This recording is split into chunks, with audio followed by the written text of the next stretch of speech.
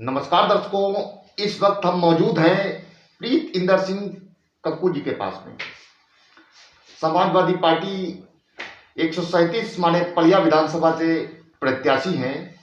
आपका परिचय है, 6 बार ग्राम प्रधान रह चुके हैं, ग्राम पंचायत बसलीपुर ग्रंट पूर्व ब्लॉक प्रमुख हैं, समाजवादी पार्टी जिला उपाध्यक्ष रहे हैं, उपाध्यक्ष रहे उत्तर प्रदेश राज्य राइफल संघ, उपाध्यक्ष रहे गवर्निंग बॉडी राष्ट्रीय स्तर के निशानेबाज हैं। आज हमारे प्रोग्राम यूपी 22 का सीएम कौन विधानसभा चुनावी महासंग्राम में आप सम्मिलित हुए हैं। आपका बहुत बहुत कक्कू जी स्वागत है। सबसे पहला सवाल है, चुनावी बिगुल बज चुका है, प्रत्याशी मैदान में आ चुके हैं, इस वक्त आप क्या कहना चाहेंगे?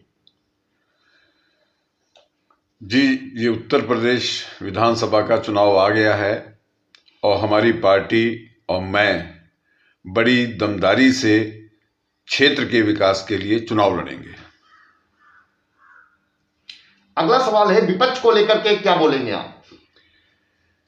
विपक्ष मुझे तो कहीं दिखाई दे नहीं रहा है।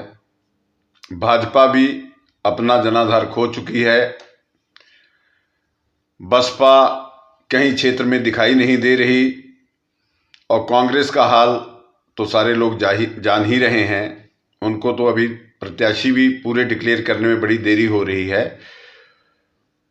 विपक्ष कहीं भी लड़ाई में नहीं मुझे दिखाई दे रहा है।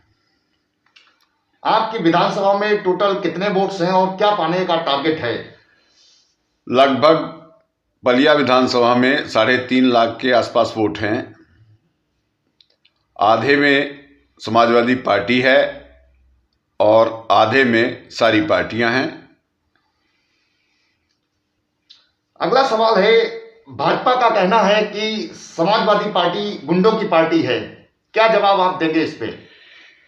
पिछले 5 साल में आपने देख ही लिया है कि कितनी गुंडागर्दी शासन द्वारा की गई है, पुलिस द्वारा की गई है, भाजपा के कार्यकर्ताओं द्वारा दी गई है। इस तरीके का इल्ज़ाम लगाना कि समाजवादी गुंडों की पार्टी है, अभी एक ही गुंडागर्दी का ताज़ा नमूना देख लीजिए कि खजूरिया में एक लड़के को पुलिस ने पीट पीट कर मार डाला। रोजाना ऐसी घटनाएं हो रही हैं। ये आरोप जो भाजपा वाले लगा रहे हैं ये बिल्कुल ही गलत है। आपकी पार्टी, बल्कि आपके समझ लीजिए कि परिवार से ही अपर्णा यादव भाजपा में मर्ज हो गई हैं, क्या लगता है कैसे इसकी भरपाई करेंगे? कहां तक आपको नुकसान हुआ है, क्या मानना है आपका? हम पर परिवारवाद का जो इल्ज़ाम लग रहा था, चलिए हमारे परिवार के सदस्य उधर चले गए हैं। इस आरोप से तो कम से कम ये आरोप तो अब भाजपा वाले हम पर नहीं लगा सकते ना कि ये एक परिवार की पार्टी है। अब तो दोनों पार्टियों में परिवार के लोग हैं। जी, आपके द्वारा अभी तक आपकी विधानसभा में कौन कौन से पब्लिक हित में कार्य करवाए गए हैं?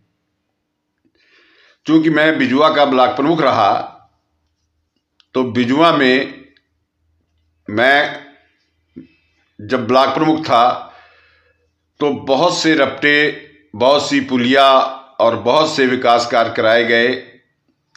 और जैसे बजेड़ा का पुल मेरे द्वारा प्रयास करके बनवाया गया और आपका बस्तौली से जो रास्ता जाता है इसको रामनगर को, वहाँ भी रपटे का निर्माण करवाया गया मेरे प्रयासों द्वारा। और भी कई तमाम, उनके आप पूरी गिनती बताना तो मुश्किल है, जितने भी विकास कार्य मेरे उसमें हुए हैं बिजुआ क्षेत्र में वो कराए गए। किस किस समाज के लोग आपसे जुड़े हुए हैं? क्योंकि ये समाजवादी पार्टी है, ये समाजवाद का नारा हम लोग देते हैं। समाजवादी पार्टी में हर एक समाज का व्यक्ति जुड़ा रहता है। यूपी प्लस योगी बड़े हैं उपयोगी, क्या बोलेंगे आप? मुझे लगता है कि ये अनुपयोगी हो चुके हैं और जनता इनको बहुत ही जल्दी नकारने वाली है। जैसा कि माना जाता है कि रोमी साहनी जो सिटिंग इस वक्त विधायक हैं और सियासत में एक जेंट लीडर के तौर पर यहां पर काउंटिंग की जाती है, कैसे आप टक्कर लेंगे? देखिए, मैंने उनको कभी लीडर माना ही नहीं। वो जितनी भी राजनीति करते हैं व्यापार की तरह करते हैं। विधायक बनने से पहले उनका कोई भी राजनीतिक जीवन नहीं है, ना उन्होंने कभी राजनीति की। एक बिजनेसमैन थे और बिजनेस की तरह से उन्होंने बसपा से राजनीति शुरू की। वो तो आप बसपा का कल्चर जानते ही हैं, किस तरीके से वहाँ पैसे देके टिकट प्राप्त कर लिया जाता है।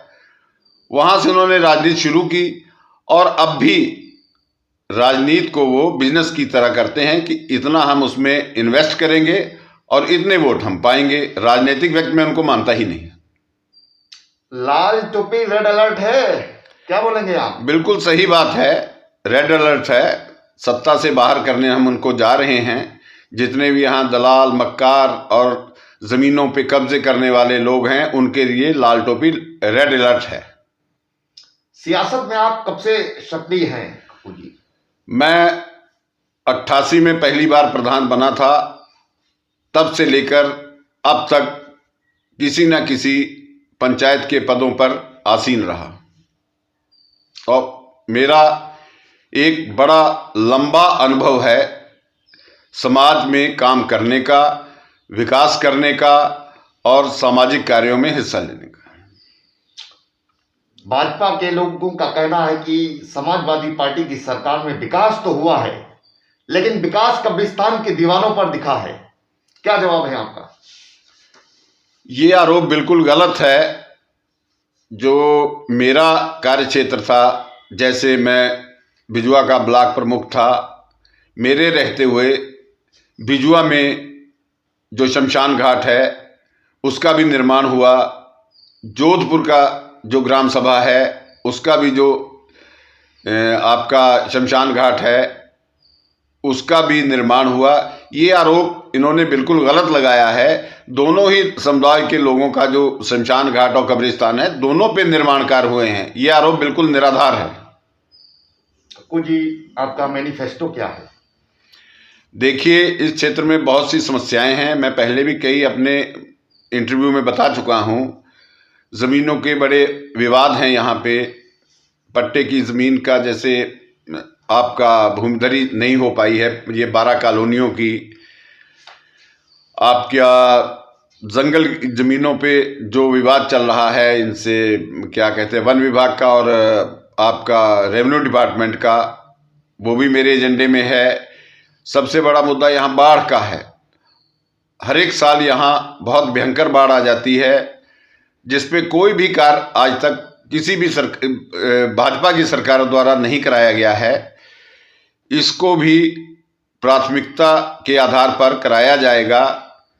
राज्य सरकार से जितना भी कार्य हो सकता है, सरकार तो हमारी बनने जा रही है, उसको यहाँ पे बाढ़ के क्षेत्र में काम कराया जाएगा, जिससे आम लोगों का जनजीवन सुखी हो सके।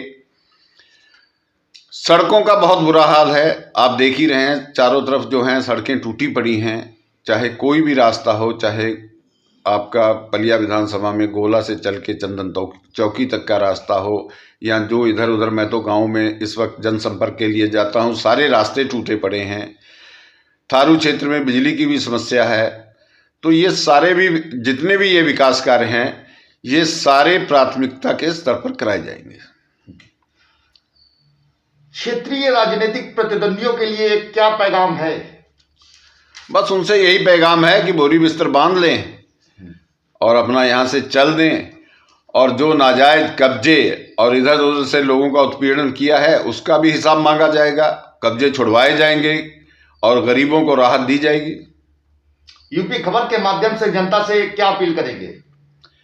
मैं यूपी खबर के माध्यम से जनता से यही अपील करूंगा कि 23 तारीख के मतदान को आप किसी लालच, किसी पैसे के लालच या कोई और लालच में आकर वोट ना करें। क्षेत्र के विकास के लिए, अपने बच्चों के भविष्य के लिए, अपने बच्चों को रोजी रोटी के लिए, रोजगार के लिए सही निर्णय लें और समाजवादी पार्टी को साइकिल का बटन दबाकर जिताएं। दर्शकों, अभी आप प्रीत इंदर सिंह कप्पू जी को सुन रहे थे। सर्वप्रथम समाजवादी पार्टी की खूबियों के बारे में बताया, जो भी सरकार में रहते योजनाएं लॉन्च की गई थी उनके बारे में भी थोड़ा प्रकाश डाला और विपक्ष में भी काफी कुछ तंज कसा।